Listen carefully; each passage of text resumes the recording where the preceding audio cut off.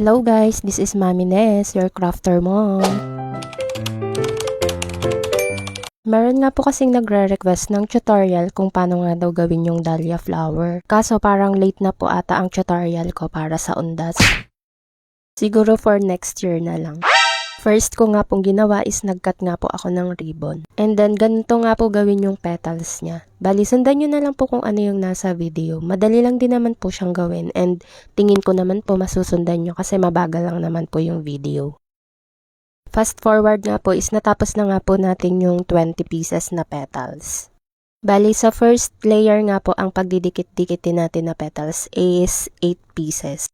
Bali, yung sa napanood ko nga po palang tutorial, yung first layer nga po is 9 petals. Tapos, bali yung total po ng petals na nagamit niya is 24 pieces. Bali, ang ginawa ko po is nagbawas lang po ako ng tig-iisa kada layer. Kasi parang ang laki niyang tingnan kapag ginawa ko pong 24 petals. Tapos, yung paglalagyan ko nga po is maliit lang. Kaya yun, ang tinry ko nga pong gawin yung 20 petals lang yung magagamit ko. At sakto nga lang po siya dun sa flowerette na ginawa ko.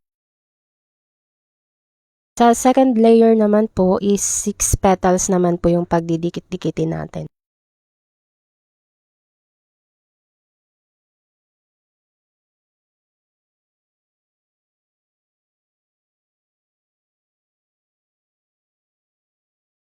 For the third layer naman po is bali 4 petals naman po yung pagdidikit-dikitin natin.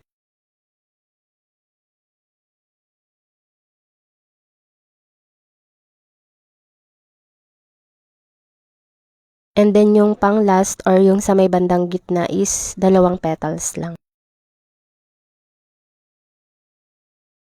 Ang next na nga po is pagpapatong-patungin na nga po natin yung mga petals na pinagdikit-dikit po natin kanina.